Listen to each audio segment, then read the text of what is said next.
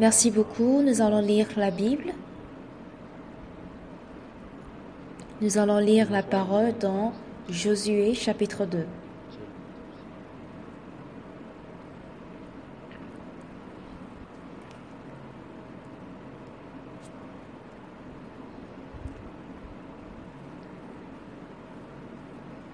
Josué chapitre 2, à partir du verset 1, je vais lire.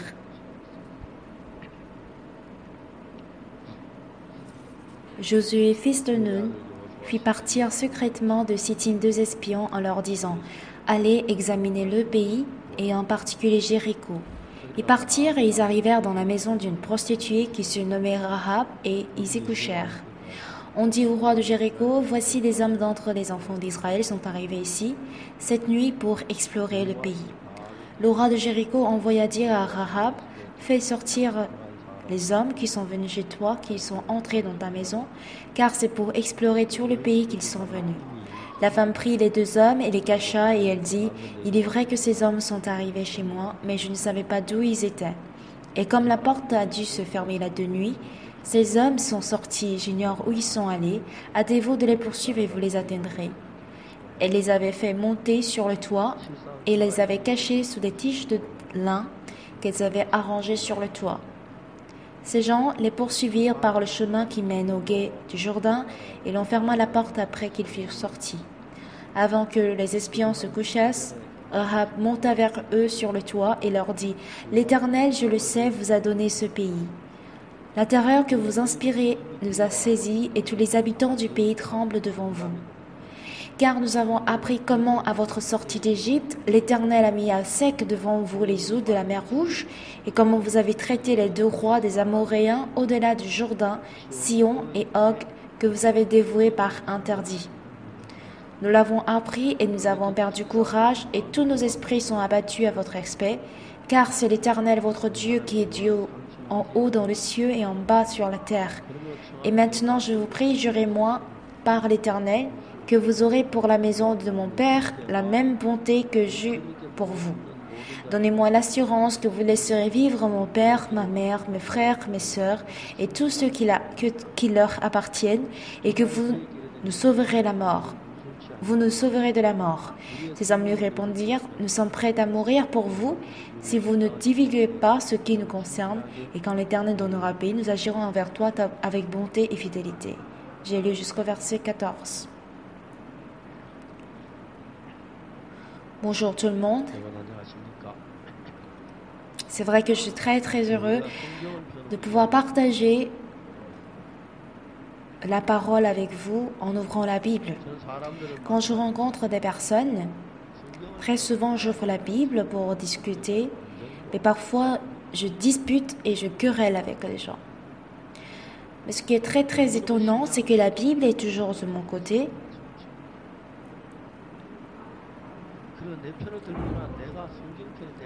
Et ce qui est encore plus marrant, c'est que je deviens je deviens une partie de la Bible.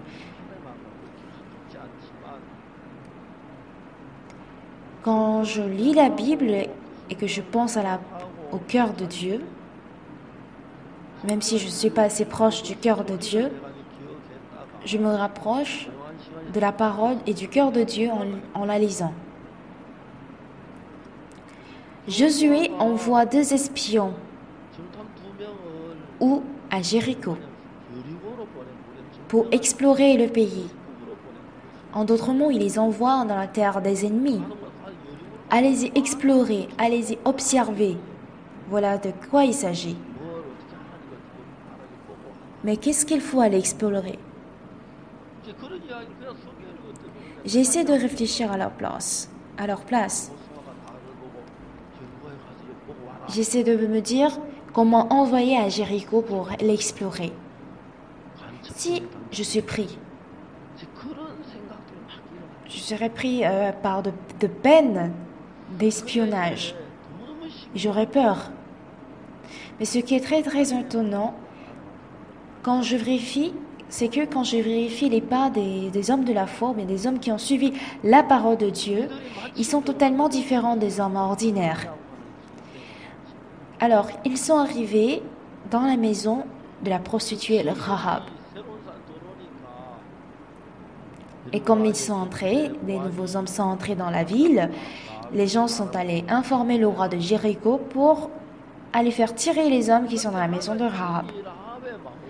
Alors Dieu donna le cœur d'aider Israël dans le cœur de Rahab, qui les fit cacher sous des lins. Quand on lit la Bible, les gens réfléchissent et en parlent souvent de cette tige de lin. On se sert souvent de cette tige de lin en Corée dans l'ancien temps pour faire des habits, fabriquer des vêtements. D'abord, on les fait bouillir dans l'eau chaude et quand on les fait bouillir, ces tiges de lin deviennent de plus en plus fines. Et c'est avec ces tiges qu'on fabrique des vêtements pour des funérailles. Et je me demande, qu'est-ce que Rahab a pu faire avec ces tiges de lin? De nos jours, les gens fument du cannabis. Donc comme le lin aussi se sert du cannabis, je me dis, les gens se disent que la prostituée aurait pu fumer du cannabis. Bon, on revient au sujet. Avant de pouvoir explorer la ville de Jéricho, les enfants d'Israël marchaient dans le désert pendant 40 ans. Et ont-ils des armes pour aller à la guerre? Pas du tout. C'est du tout impossible pour eux de pouvoir entrer dans la ville dont le muraille est assez élevé. Qu'est-ce qu'ils ont fait après avoir envoyé les espions?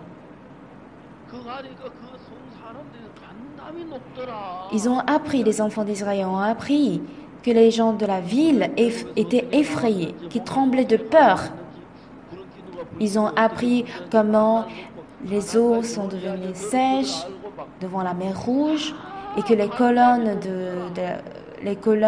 des nuages et les colonnes de feu les avaient conduits jusqu'à arriver à Canaan. Donc, les enfants, le peuple de Jéricho avait très peur. Une fois qu'on entend les témoignages de ces deux espions, je me sens très bien. Tout à l'heure, j'ai vraiment apprécié les chansons de Park Jin-young, de Choi-mi, de Julio, et j'ai réfléchi. Et si 3 personnes aussi faisaient la prédication devant, ça aurait pu être très, très, très, très intéressant. Je parle et à côté de moi, une autre personne parle en suivant ce que je dis, et je me demande à quoi ça ressemblerait. Et j'ai envie de l'essayer. Ce serait une idée géniale à laquelle aucun autre pasteur sur cette terre aurait pu penser. Alors, devant un même événement, ce que pense un pasteur A sera différent de celle du pasteur B, et ça diffère pour tout le monde, n'est-ce pas? Tout le monde chante bien, mais la voix de Jin-young est différente de Hemi, et celle de Hemi sera différente de Julio. Mais quand ils chantent ensemble, ça produit encore un autre son.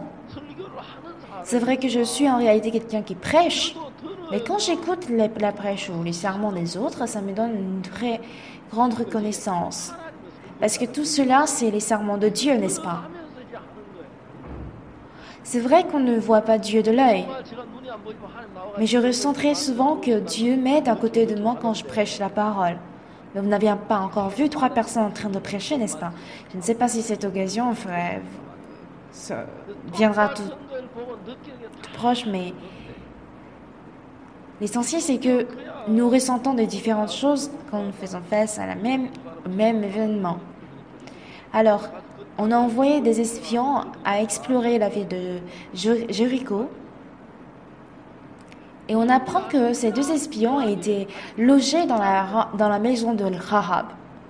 C'est juste une histoire, si vous écoutez comme une histoire. C'est une très simple histoire.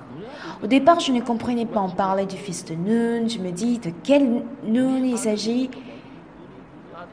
En coréen, le Nun signifie soit la neige qui tombe ou soit l'œil de l'homme.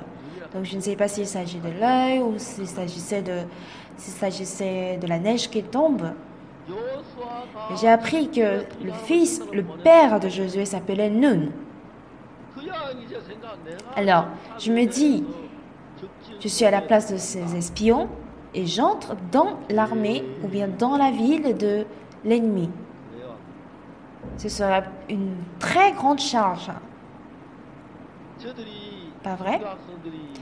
Les élèves missionnaires vont souvent, pas très souvent quand même, au voyage sans sous. Et j'ai envie d'y aller comme eux. Mais je fais toujours des projets, mais je n'ai jamais trouvé le temps d'y aller. En jeûnant, en marchant, allant dans les villages, chercher les pasteurs, dans les églises pour dire pasteur, je suis quelqu'un qui prêche et qui est évangéliste. Est-ce que je pourrais dormir juste une nuit dans la chapelle avant de partir le lendemain? Et si il nous permet, je peux dormir, n'est-ce pas? Je dors, le lendemain je dirai merci, pasteur, avez-vous bien dormi? Est-ce que je pourrais discuter un petit peu avec vous sur la Bible? Voici ce que moi j'ai compris de la Bible. Et si on parlerait de ça, ce sera très intéressant. Dans mon cœur, je suis déjà allée au voyage missionnaire sans sous, mais honnêtement parlant, ma chair n'aime pas ça. C'est pareil pour tout le monde, je suppose, n'est-ce pas? C'est vrai que je suis très chargée et que je n'ai pas ce projet, mais on ne peut pas aller dans ce voyage juste pour une nuit, n'est-ce pas? Il faut au minimum une semaine pour ça, pour marcher, pour aussi jeûner, pour subir des difficultés, etc. et prier Dieu.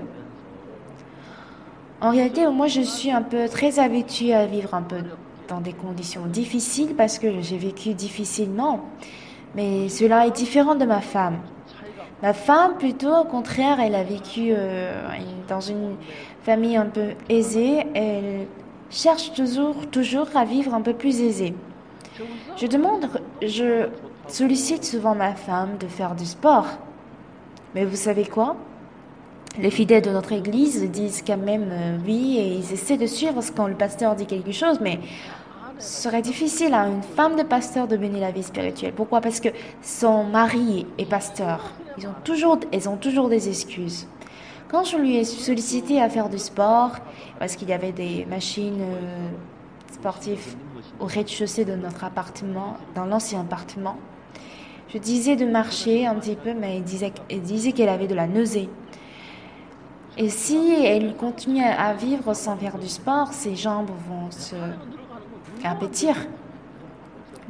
Ses jambes deviendront très fines. C'est pas grave quand je vois d'autres personnes vieillir, mais ça me fait mal de voir ma femme en train de vieillir. Parce que je suis très désolée à cause d'elle. À cause de moi, elle a tant souffert. En tout cas, par le passé, elle a beaucoup souffert à cause de moi. Donc, je peux rien contre ma femme. Alors, ce serait une très grande charge et un fardeau d'aller à la ville de Jérusalem dans la ville de Jéricho, pour explorer. Et si on me demandait de me montrer ma carte d'identité? Et si on me demandait qui était mon père? Que vais-je répondre? Et si jamais je serais pris? Donc, voici comment Dieu nous aide, Dieu nous amène dans des endroits un peu difficiles. Mais quand on y va, en réalité, on voit clairement Dieu nous aider, nous protéger et nous conduire. Alors, dans notre cœur, Dieu est là, non seulement qui nous protège et qui nous aide, il nous aide à comprendre la Bible quand on prêche la parole à d'autres personnes. Et quand on voit les gens comprendre la parole, changer après avoir le salut, ça nous donne une très grande joie. Dans notre mission, il y a un pasteur qui s'appelle Pyeontae-sik. Il était pendant longtemps en mission en Chine. Et quand il est revenu, il ne m'a pas du tout plu. Il utilisait trop les méthodes humaines. On s'est beaucoup heurté et je l'ai un peu reproché. Mais voilà qu'il se rébellait un petit peu envers moi. On ne s'est pas bien entendu et un jour il s'est enfui. Et quand il a effectivement pris la fuite, j'avais très mal au cœur. 8 mois après, il est revenu. Il est revenu. Il s'est mis à témoigner, mais des paroles ou des histoires qui ne sortaient jamais de sa bouche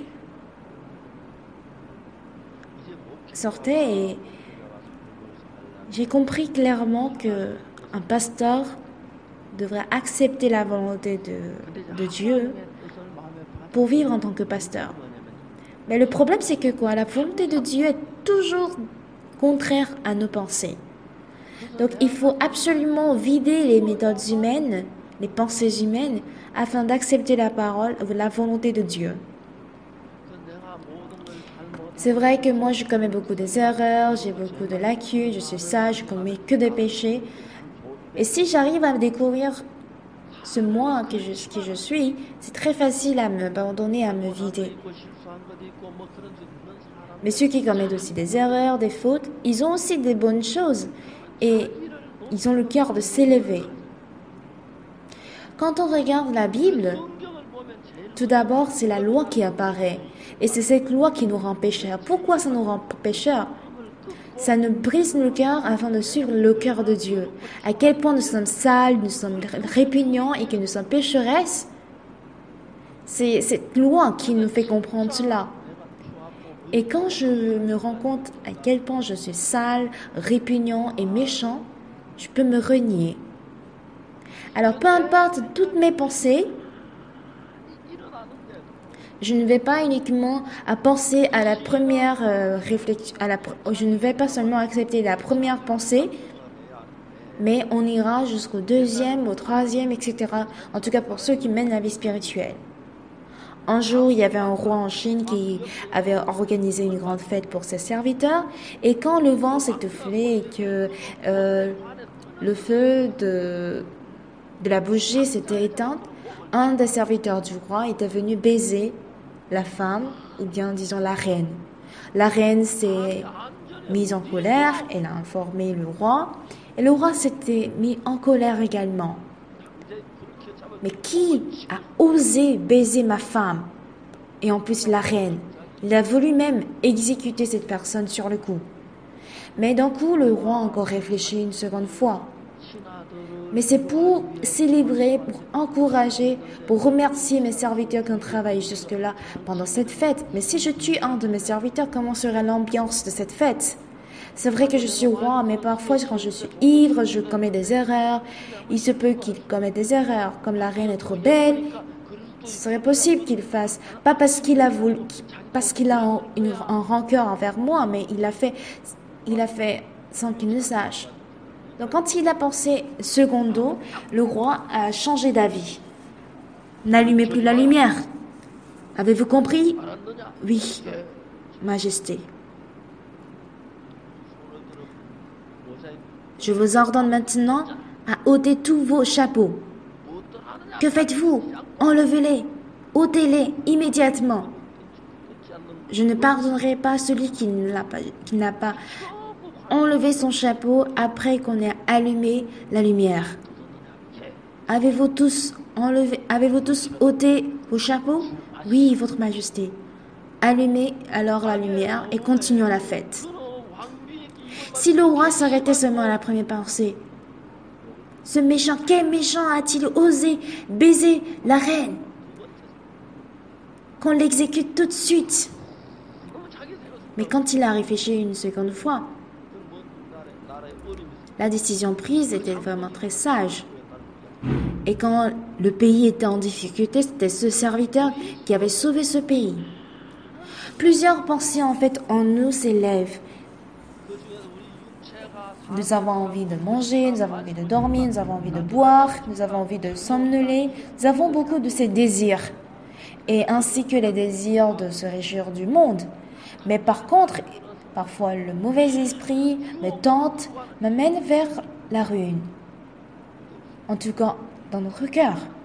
Mais naturellement, notre cœur est sombre et répugnant et méchant.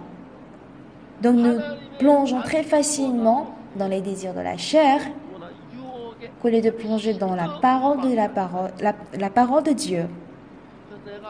Si je deviens quelqu'un d'intelligent, quelqu'un d'excellent, quelqu'un de très bien, c'est plus difficile à s'humilier ou à se briser. Si on ne se brise pas, la vie spirituelle ne devient qu'une théorie. C'est pour ça, à travers différents événements, Dieu veut nous rendre comme quelqu'un de très sale et dont la vie est ruinée et difficile. Dans ce cas, il est très facile à ruiner mes pensées pour accepter la parole de Dieu. Et c'est en ce moment que Dieu se met à travailler dans ma vie. C'est vrai que vous écoutez souvent la parole, vous écoutez la Bible, mais si vous ne le sachez pas que en théorie, mais vous savez à quel point vous êtes sale, vous êtes méchant et que vous êtes répugnant. Si vous pensez à comment Dieu nous a sauvés de cette malédiction, déjà le moins devient en fait néant. Je peux désormais accepter la parole de Dieu. Et c'est là que la foi se forme dans mon cœur. Par conséquent, Dieu peut travailler dans mon cœur. Alors, que veut dire Dieu dans Josué chapitre 2? Mon cœur sent les fardeaux, les difficultés, la fatigue, et j'ai envie de fuir cela, j'ai envie d'éviter cela. J'ai envie de mener la vie spirituelle sans fardeau, avec facilité, en venant au culte, en donnant des dîmes, en chantant, en ne pas commettant le péché. Voici comment Satan veut tirer notre cœur. Mais si on cherche vraiment à mener la vie spirituelle, naturellement, nos pensées sont différentes des pensées de Dieu. Forcément, ceux qui élèvent leurs pensées et qui se croient intelligents, plus vous devenez plus intelligent, ce sera plus difficile de vous détruire, de vous humilier. Et c'est le cas de tous les pasteurs. Qu'est-ce que Dieu a fait à ce frère?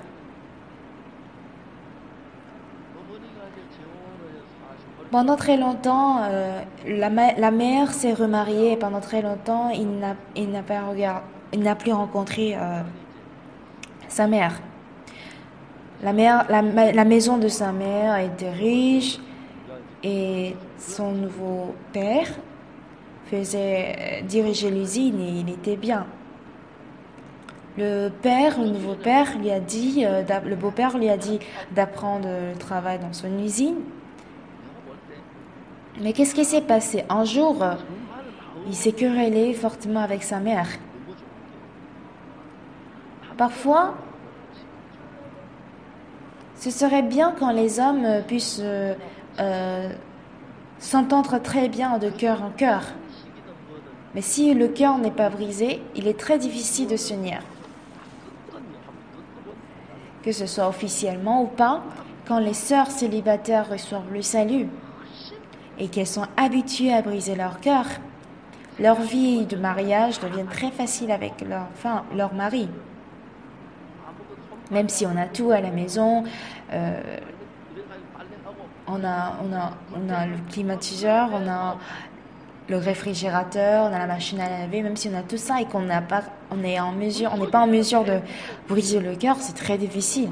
Mais même si on n'a rien, on lave tout par la main, on puise de l'eau au puits, on fait le feu pour préparer. Si la personne arrive à briser son cœur, c'est très confortable. Qu'est-ce qui est problème dans la plupart de notre vie? En réalité, il ne doit pas avoir de problème. Il n'y a pas une très grande différence entre la vie du mari et la vie de la femme.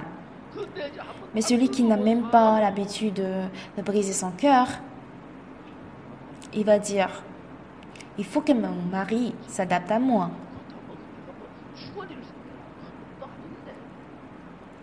Pour celui qui n'a jamais brisé son cœur, il ne peut jamais tolérer les petites erreurs de son mari. Et c'est à cause de ça, ils se querellent les deux. En anglais, il y a le terme upside down, c'est-à-dire que ça Ça se renverse. Il y a inside out, upside down. On a des expériences par des querelles, on se lance des plats, vice-versa, etc.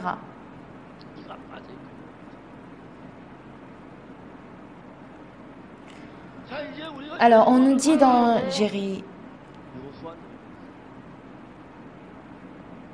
Josué dit d'aller à Jéricho. Et ces deux espions doivent aller à Jéricho, mais leur cœur ressemble vraiment à un grand fardeau. Ce n'est pas uniquement dans Josué chapitre 2, chapitre 2, mais dans toute la Bible. Ce serait bien que cette terre où coule le lait et le miel puisse être la nôtre, et que Dieu puisse nous accorder la victoire. Mais entrez, c'est bien, n'est-ce pas? Pourtant, c'est une très grande charge pour nous. Dieu nous dit d'y aller, j'ai tout préparé, vous allez avoir la victoire. Mais on ne voit rien de ce que Dieu a préparé. Me comprenez? Vous voyez quelque chose? On voit plutôt qui? Les grands géants. Et on a du coup très peur. Alors, à quoi ressemble notre vie spirituelle? Dieu nous dit maintenant d'y aller, mais nous ressentons la charge et le fardeau. Alors, comment Dieu va-t-il travailler dans ce cas? Dans ces deux parties? Qu'est-ce qui peut créer comme vie spirituelle? Comment Dieu va-t-il travailler si on y avance? Si je regarde ces choses sans avoir peur, je ne regarde pas en fait, si j'essaie de suivre les méthodes du monde, ça devient très compliqué. Ces deux espions sont allés où? À Jéricho, n'est-ce pas? Et arrivés à la ville de Jéricho, ils sont allés dans la maison d'une prostituée, n'est-ce pas? Et je ne sais pas qui l'a su, mais ils ont informé immédiatement le roi de Jéricho et ils l'ont dit de les faire sortir. En ce moment, la prostituée peut se dire « Ah, je peux avoir une grande rémunération. Je les ai cachés sous les escaliers. » Et ainsi, quand les espions sont pris, en ce moment, ils seront tous morts. Cependant, Dieu a préparé les choses de façon très précise. Vous savez quoi, dans ma vie, je vois clairement des choses inimaginables s'accomplir. Nous avons créé la chorale Gracias. Et la chorale Gracias tient des tournées de cantates de Noël. Et en général, toutes les salles de spectacle sont remplies. Les Coréens, après la cantate, si on est en train de prêcher la parole, la moitié se lève et ils partent. Pas tous, mais beaucoup partent. Mais pour les Américains, ils restent jusqu'au bout. Ils préfèrent même le message que les chansons, parce que c'est la première fois qu'ils entendent l'évangile. Et c'est ce qui diffère des Coréens, les Coréens des Américains. Parce qu'ils aiment bien la cantate. Nos frères vont visiter dans les églises de chaque ville pour dire « Pasteur, avez-vous regardé notre cantate? Ah oui, j'ai vu, c'était génial, c'était bien. » Et d'autres qui disent « Non, je ne l'ai pas vu. » Ah bon, donc cette année, nous tenons encore la cantate, nous vous invitons là. On commence à 7h normalement, mais si vous venez spécialement à 17h, on commence à 19h, mais si vous arrivez à 17h, nous avons préparé un dîner assez simple. Nous avons préparé des hamburgers. Et vous pouvez écouter pendant 2 heures les sermons du pasteur Oxford Park. Et parfois, les pasteurs viennent à 50, 80, quand ils sont nombreux, vers 150, jusqu'à même 300 pasteurs. Et j'écoute et je prêche la parole encore pendant 2 heures. Ils sont très, très contents. En 2017, au mois de mars, nous avons tenu la réunion, le forum des leaders chrétiens à New York. On invitait n'importe quel pasteur. Avec notre Gracias et IYF, nous tenons le forum des pasteurs. 820 personnes y ont assisté. Les gens de notre mission étaient de 100 et les autres étaient des églises baptistes, des églises presbytériennes etc., des églises de grâce, etc. Et ils ont tous reçu le salut, le pardon de péché, ils étaient très heureux. Ensuite, nous avons fait la cantate de Pâques. Les gens ont demandé, pourriez-vous tenir encore une fois, encore de plus? Nous allons inviter les gens, toutes les personnes autour de nous. Nous l'avons fait. Et des gens ont reçu le salut. Je ne sais pas pourquoi Dieu a créé la chorale Gracias. Et quand je vois l'utilité de la chorale Gracias, c'est vraiment étonnant. L'année dernière, on a fait le concert, la cantate à Mexique.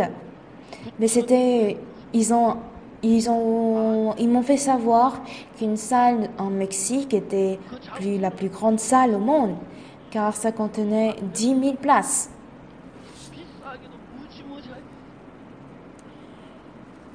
Le pasteur Shim Jae-woon de Mexique voulait à tout prix réserver ou louer cette salle, mais c'était très difficile de trouver et le prix était très cher.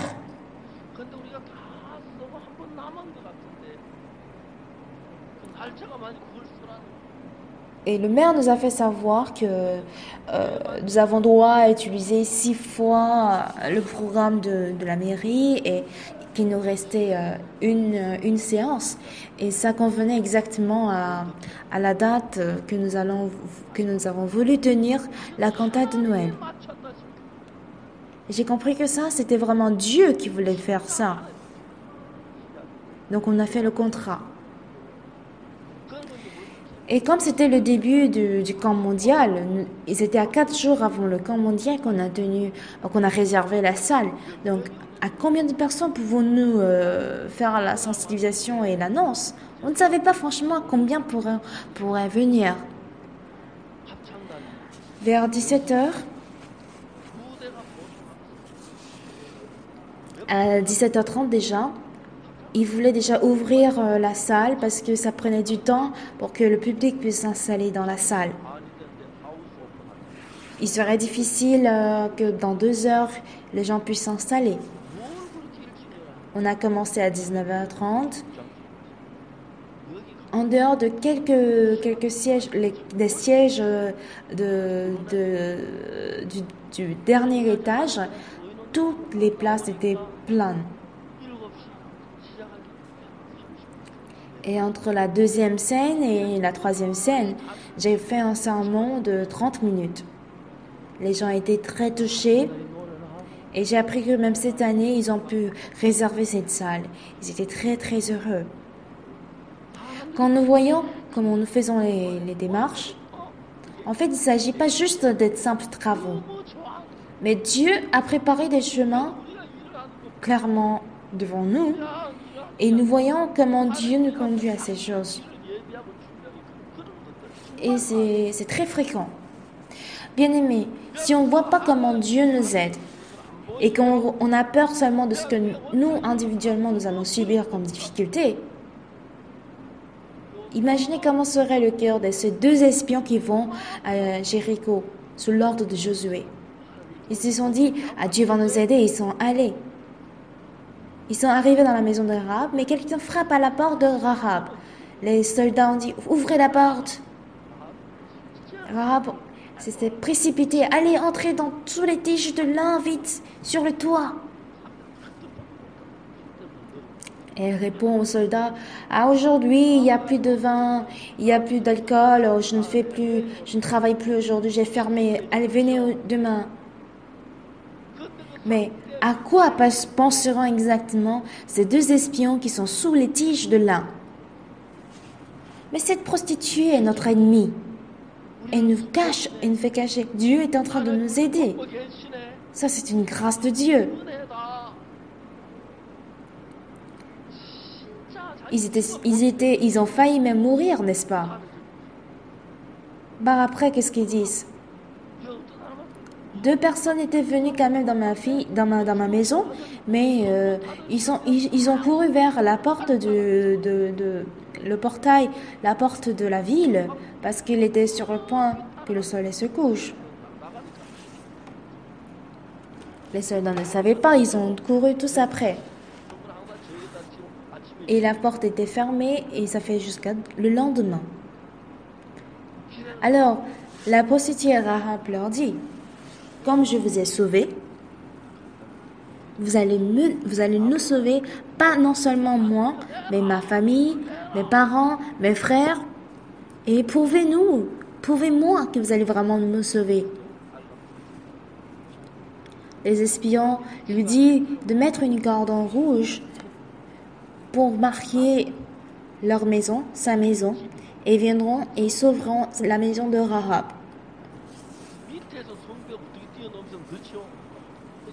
Imaginez comment une femme prostituée pourrait sauter du haut de la muraille pour sortir. Mais par la corde, ce serait impossible. Voici comment Dieu aide. Ce qui est différent, ce qui est vraiment difficile en fait dans notre vie spirituelle ou pour avoir la foi. Même si Dieu est vivant dans mon cœur, je n'ai jamais vu Dieu travailler dans mon cœur. Quand j'écoute des témoignages des autres, c'est vraiment merveilleux. Ah, cette personne a une très bonne foi. J'ai l'envie, mais moi je n'ai pas une telle foi. Je n'ai pas de foi. C'est pas possible pour moi. Il y a beaucoup de gens qui pensent ainsi. Les gens certainement, c'est-à-dire les enfants d'Israël, ont certainement entendu les témoignages de ces deux premiers espions, n'est-ce pas? Ces deux espions avaient failli mourir, mais voici comment Dieu les aide, Dieu les a sauvés. On voit clairement comment Dieu nous aide, n'est-ce pas? Par après, ils devraient traverser par le Jourdain, n'est-ce pas? Mais comment traverser ce Jourdain? L'eau du Jourdain était vraiment remplie jusqu'au bord. Mais comment traverser le fleuve? Cela n'a pas de sens. Traverser le fleuve est un grand fardeau. Et après ce fleuve, il y a le muraille de la ville de Jéricho. Comment explorer, comment pouvons-nous envahir cette ville? Cette ville dont le muraille est très haute. C'est vrai que envahir la ville de Jéricho est une très grande charge. Mais chaque fois que nous mettons le premier pas au nom du Seigneur Jésus-Christ, Dieu est toujours de notre côté. Et même si nous allons faillir mourir,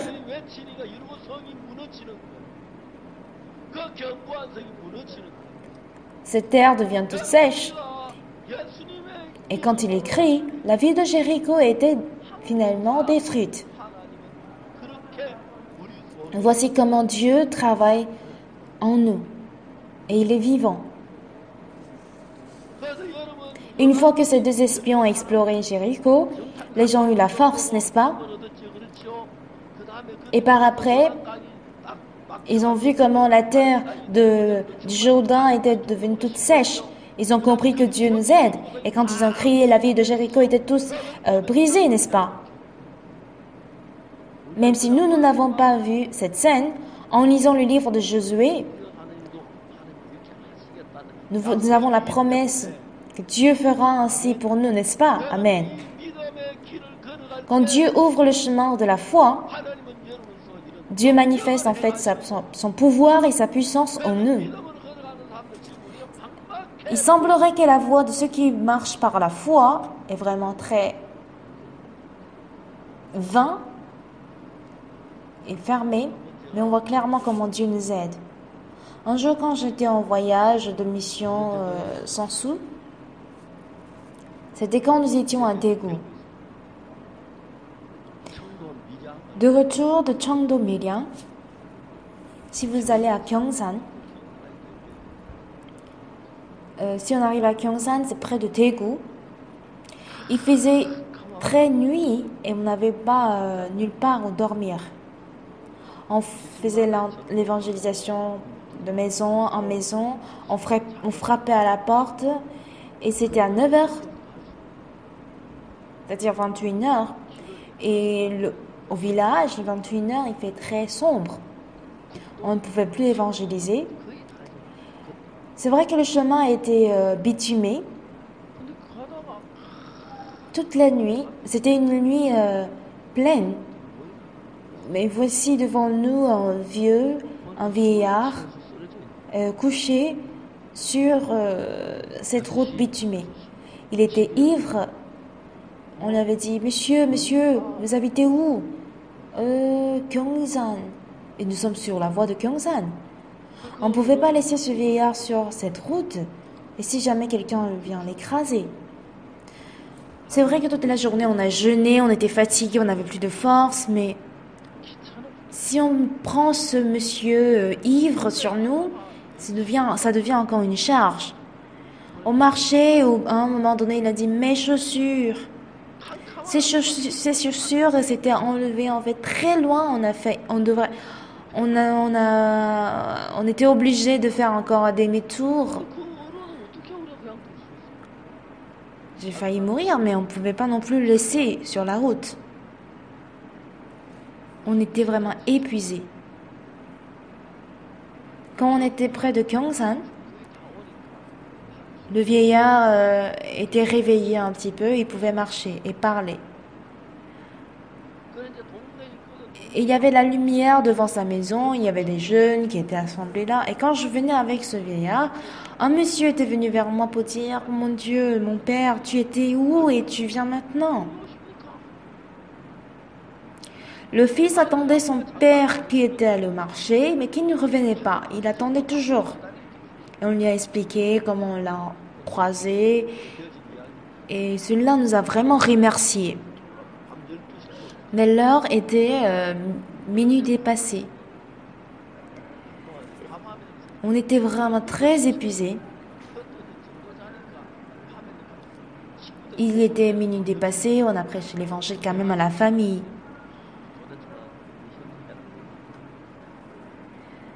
Et après que j'ai prêché, j'ai demandé au frère qui m'a accompagné de continuer. Il a continué.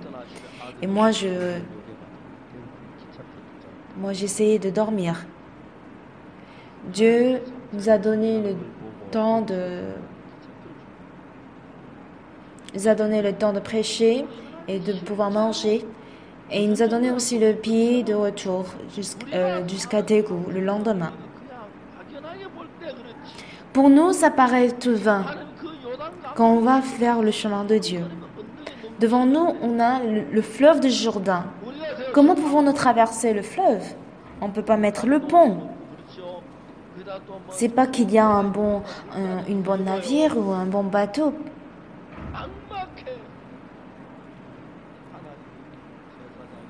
Mais Dieu a permis nos sacrificateurs de poser le pied sur le fleuve. Et quand il a mis son pied sur le fleuve, en portant l'arche de l'alliance sur lui, la terre était devenue toute sèche comme le mur. Et les gens étaient très surpris. Le problème ne se trouve pas seulement là. Et si jamais l'eau revient, une fois qu'ils ont traversé le fleuve, l'eau du Jourdain était revenue. Voilà comment Dieu travaille et il est avec nous. Peut-être le cas ne serait pas pareil si nous menons la vie spirituelle avec le péché. Mais une fois que nous avons reçu le salut et que nous avons le pardon des péchés, une fois que nous sommes enfants de Dieu, on a des chemins qui s'ouvrent quand nous cherchons à suivre la parole de Dieu. Quand nous cherchons à suivre clairement la parole de Dieu, des choses qui sembleraient impossibles deviennent possibles. Et si nous allons avec nos pensées, on se dit, ça peut pas être possible. Seigneur Dieu, ceci ne peut pas être possible, ça ne marcherait pas. Comment est-ce que ceci peut être possible? Voici à quoi ressembleraient nos paroles. Mais pour Dieu, y a-t-il des choses impossibles à Dieu? Non, absolument pas. Dieu est toujours de nos côtés et il nous aide. Réfléchissez. Les gens qui n'ont pas encore reçu le salut, ils mangent bien, ils dorment bien. On se dit alors les enfants de Dieu, ils ne peuvent même pas avoir ci, ils ne peuvent pas avoir ça. Si nous lisons la Bible, vous voyez clairement que le Jourdain était devenu tout sec. Et le peuple Israël, les enfants d'Israël ont envahi effectivement la ville de Jéricho. Ils ont envahi cette ville. Et Dieu veut nous travailler de même avec le même pouvoir de Dieu. Vous me comprenez? J'ai envie de m'affronter à des choses impossibles. Quand je lis la Bible, savez-vous à quoi je pense? Je veux créer la chorale Gracias. Je veux faire IYF, je veux faire aussi New Scar, je veux faire le Mind Education. J'ai envie de faire toutes choses.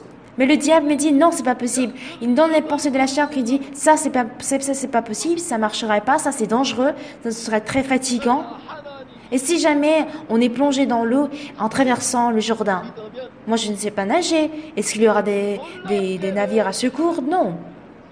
Si on a peur de faire le travail de Dieu, on a très très peur, effectivement. Mais si on a vraiment la foi que Dieu nous aiderait sans tuer les enfants de Dieu, on peut expérimenter Dieu travailler en nous, précisément. Et on a envie d'expérimenter encore cela une seconde fois, une troisième fois, une quatrième fois, et au fur et à mesure. Au départ, je pensais que personne ne pourrait pas recevoir le salut à travers moi. Mais j'ai lu la Bible dans l'Ancien Testament, Genèse, Exode, Lévitique, Nombre, Deutéronome. Deutéronome, Nombre, les 5 Pentateuques. Quand j'ai fait des recherches sur ces 5 Pentateuques de Moïse, je vois apparaître le tabernacle, le sacrifice expiatoire, je vois aussi des boucles. Et quand le problème du salut était réglé clairement, je vois que ça c'est merveilleux. Et parfois j'ai envie de danser parce que j'ai très touché. Et quand j'en ai prêché aux gens, ces gens avaient reçu le salut. Mais en changeant, il y a des gens qui ont suivi la chair et ils deviennent tous charnels. Et quand ils deviennent charnels, il y a des personnes qui tombent dans des épreuves. Un frère avait sa belle-mère qui travaillait dans l'usine.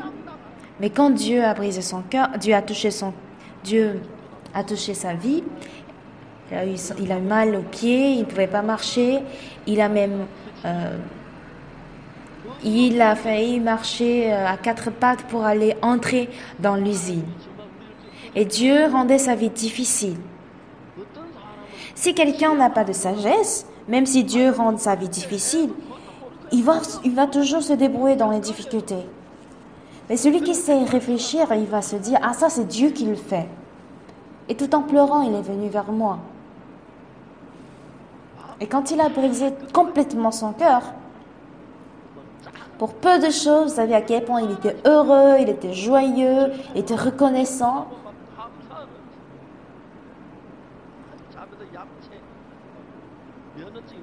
Et même parmi nos pasteurs, et même parmi nous les fidèles, parmi les gens qui mènent la vie spirituelle, il y a des gens qui n'arrivent pas à surmonter ou bien dépasser cette ligne ou cette limite.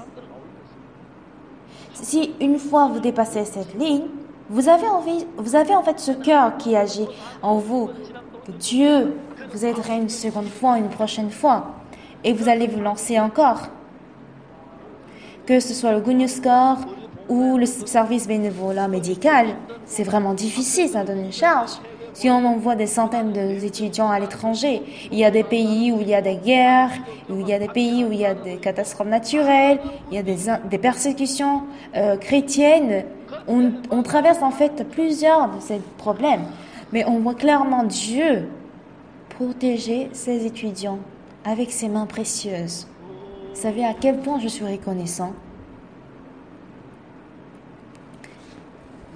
Tout récemment, le ministre de la Jeunesse de la Zambie avait visité la Corée. Et le gouvernement de Zambie nous a donné un terrain de 20 hectares. Et nous sommes dans une procédure où il est très important de savoir à quel point le gouvernement nous exonérait des impôts pour construire les bâtiments du centre IYF, etc. Il est très difficile en fait pour faire une audience ou rencontrer un ministre d'un pays. Et il s'occupe en même temps de l'éducation, du sport, de la culture et de la jeunesse. Et comme la Zambie jouait au foot, le ministre de la jeunesse était venu en Corée cette semaine. Mais comme personne ne supportait l'équipe de Zambie, hier, le dirigeant des frères aînés m'a appelé. Il a dit, et si on a l'étude publique normalement des frères aînés ce soir, mais et si on suivait le match avec le match de Zambie ensemble avec le ministre, ce serait bien. Alors hier, ensemble avec le ministre de la Zambie, avec un employé de l'ambassade de la Zambie, on était à environ 300 ou 400 personnes. Et on applaudissait. Et quand on applaudissait, on criait. Le ministre était très très content. Il a pris des photos. Et un joueur de foot, Chabamgun, était venu à côté de nous et on a pris la photo ensemble. Et le ministre avait dit qu'autrefois, il était un joueur très célèbre. C'est quelqu'un dont il est difficile de le rencontrer, en fait, personnellement. Mais je lui ai dit que demain, je vais lui inviter à déjeuner, de venir à l'église de Incheon. Et j'ai appelé l'église de Incheon de préparer le déjeuner pour ce ministre. Et j'ai le projet de lui prêcher l'évangile en prenant le déjeuner. Si Dieu n'offre pas le chemin toujours devant nous, comment pourrons-nous prêcher l'évangile? Après les élections présidentielles toutes récentes de la Corée, le taux d'annonce dans les stations de télévision avait complètement baissé. Donc quand on voulait faire l'annonce de notre séminaire, du grand séminaire à Séoul, ils ont réduit carrément le prix d'annonce et ça nous a vraiment aidés. Et on voit clairement que Dieu nous aide aussi également à cela. Et le temps, il faisait vraiment très beau. On a pu tenir le séminaire dans de très bonnes conditions. Les ministres de l'étranger appréciaient le temps en Corée. On lui a dit, c'est parce que vous ne le savez pas. En été, en Corée, il fait encore plus chaud qu'en Corée. Et en hiver, il fait aussi froid qu'en Russie. Il fait aussi froid en Corée qu'en Russie. En Russie, il fait froid en hiver, mais il ne fait pas chaud en été. Et en Afrique, il fait chaud en été, mais il ne fait pas froid en hiver. Mais c'est la Corée seule qui a l'hiver chaud et l'hiver froid, et un été très chaud. Et en Corée, les fleurs sont très beaux, très belles à cause du climat. Et non seulement les fleurs, les fruits aussi sont très délicieux. Les femmes coréennes aussi sont très belles. Il faut que seulement les femmes écoutent cela, pas les hommes. Et les gens sont surpris de voir les Coréens. Et justement, les Coréens, ils sont assez forts parce qu'ils traversent en même temps le froid ardent et la chaleur ardente. Juste après la guerre de 25 juin, l'économie de la Corée était de $65 par personne. Et c'était encore pire qu'en Afrique à l'époque. Et la Corée vivait plus misérablement que l'Afrique.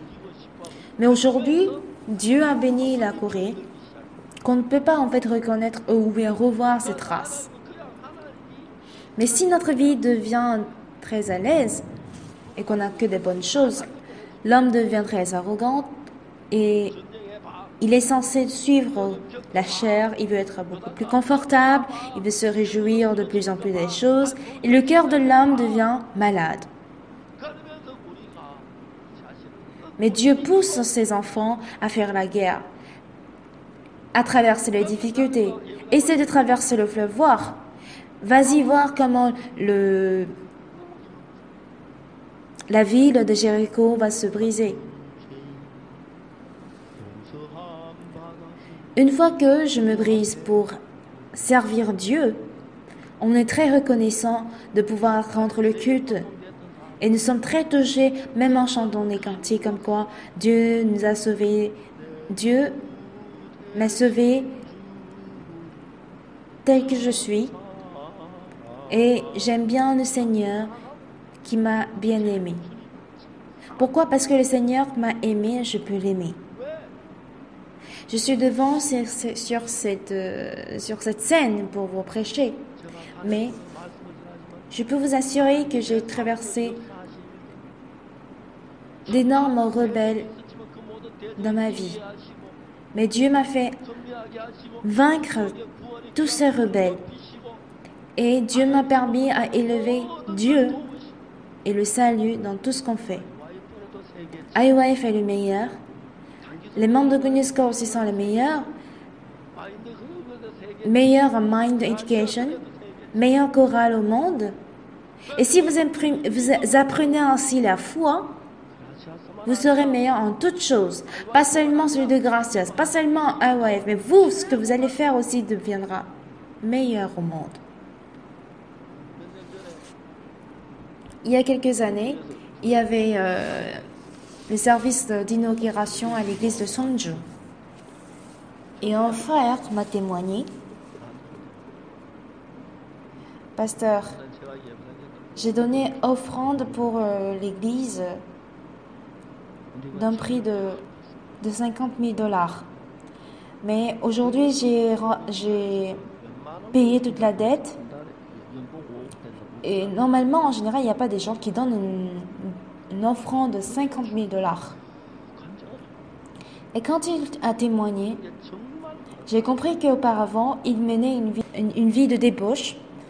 Mais grâce au salut ou le pardon de péché de son père,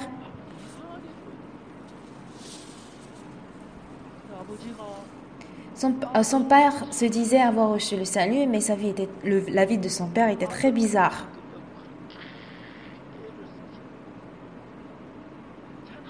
Et quand il avait reçu le salut, non, le frère disait qu'il avait reçu le salut, mais quand le père voyait la vie de son fils, c'était toujours bizarre.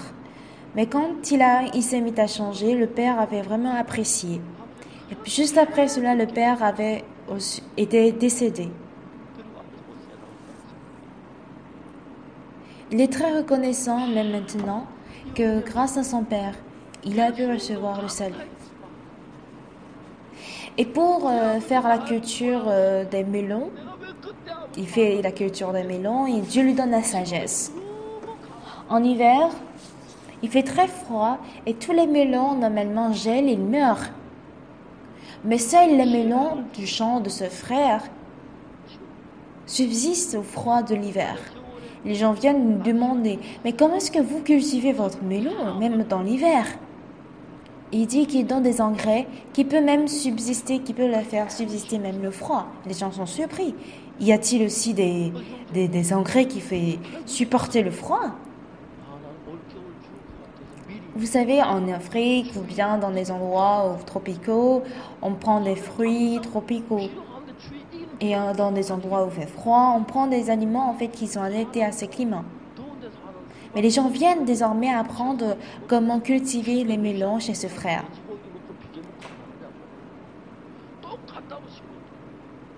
Il a le meilleur champ de melons en Corée, car c'est la ville de Songju qui produit les meilleurs melons. Et ce sont ces melons qu'ils amènent dans les centres commerciaux. Et les gens paient 10 $ de plus pour ces melons. Il y a beaucoup de gens qui ont des dettes, même en faisant la culture des melons, et qu'ils arrivent à peine à gérer leur budget. Mais les melons de ce frère sont toujours meilleurs, de bonne qualité, de très bon goût, parce que Dieu lui donne la sagesse justement. C'est une sagesse inimaginable. Si nous avons reçu le pardon des péchés et que nous obtenons cette sagesse, parce que cette sagesse est au-dessus de toutes choses, on ne peut que devenir meilleur. Il a créé une classe dans sa maison, la classe d'apprentissage de la culture de melon. Et les gens viennent vraiment à cette classe pour apprendre la culture de melon. En général, les gens n'enseignent jamais cette technique, mais ce frère enseigne précisément que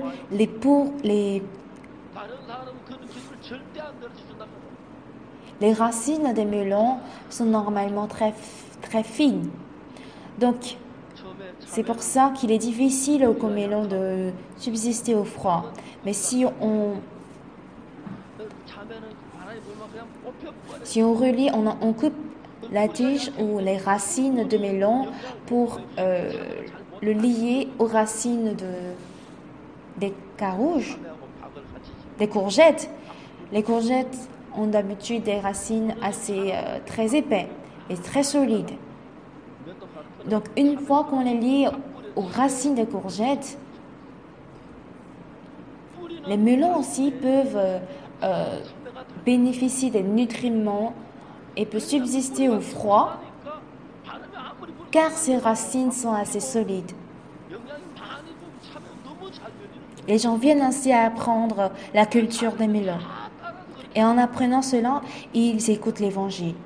Ceux qui ont reçu le salut à travers lui fait plus de la moitié des fidèles de l'église de Songju.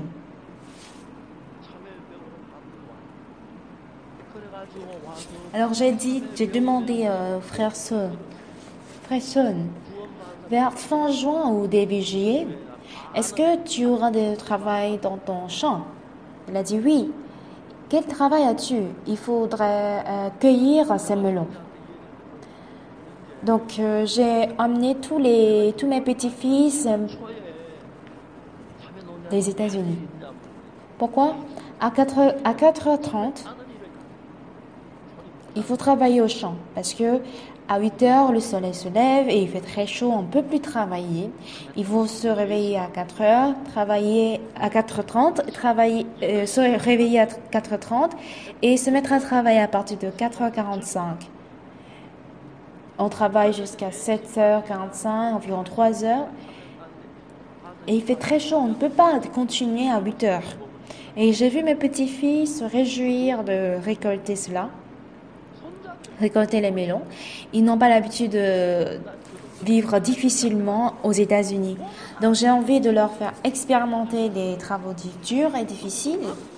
Et je n'ai même pas pu supporter moi personnellement les 3 heures parce qu'il faisait très chaud, je ne pouvais plus supporter la chaleur. Normalement, on ne devrait pas nous payer, mais il a payé mes petits-fils, ils ont reçu chacun $50. Quoi que les frères fassent, c'est parce qu'ils ignorent qu'ils souffrent. Mais s'ils le font par la foi en Dieu, même le Jourdain devient sec. Donc demain, même devant nous, les voies qui semblent être fermées peuvent être ouvertes par Dieu. Dieu brise en fait toutes les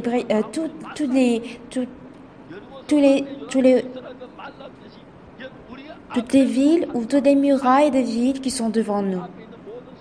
Il suffit que nous ayons vraiment une certitude et l'assurance que Dieu travaillera. Quoi qu'on fasse, quand on lit cette Bible nous dit clairement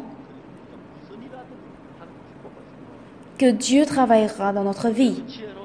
Et on ne peut pas comparer ce qu'on trouve dans la Bible à certains savoirs ou à certaines connaissances que nous apprenons à l'université.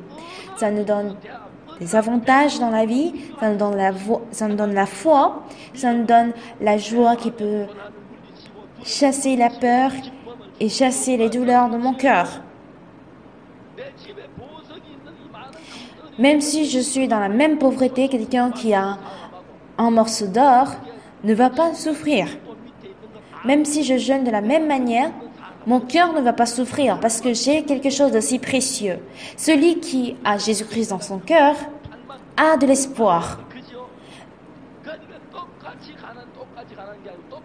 Devant nous, la ville sera détruite.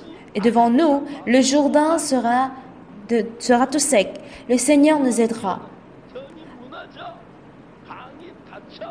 L'espion nous a parlé de Rahab. Et Rahab s'est mariée à Salmon.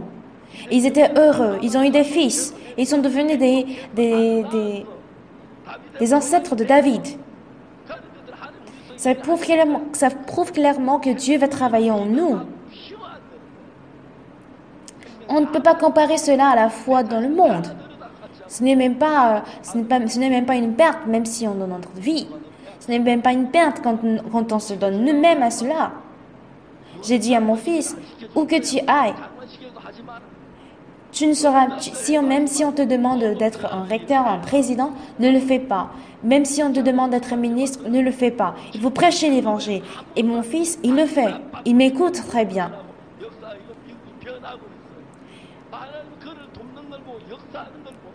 Ceci n'est pas une théorie qui apparaît dans la Bible. Il s'agit clairement des histoires que Dieu voudrait faire dans notre vie. Dans la Bible, nous découvrons ce genre de monde. Et quand on connaît vraiment ce monde-là, on ne peut pas vivre dans le vrai monde. On pense apparemment que c'est le salaire qui peut donner vraiment la satisfaction ou bien la paix dans notre cœur. Mais même si on a un bon salaire, ce n'est pas ça qui peut nous sécuriser. On doit penser à notre santé, on doit penser à ne pas tomber malade, on doit penser à la relation familiale, à la relation de couple ou avec des enfants, etc. N'est-ce pas? Même si vous avez beaucoup d'argent, si vos enfants causent problème, ça vous cause vraiment un grave problème. Et de nos jours, les enfants, vivre avec les enfants sans la foi, ça sera très difficile.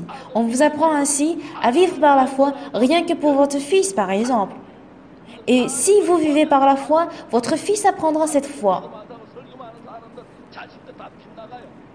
Si les pasteurs ne vivent pas par la foi, ils ne font que prêcher, les enfants aussi sont tous erronés.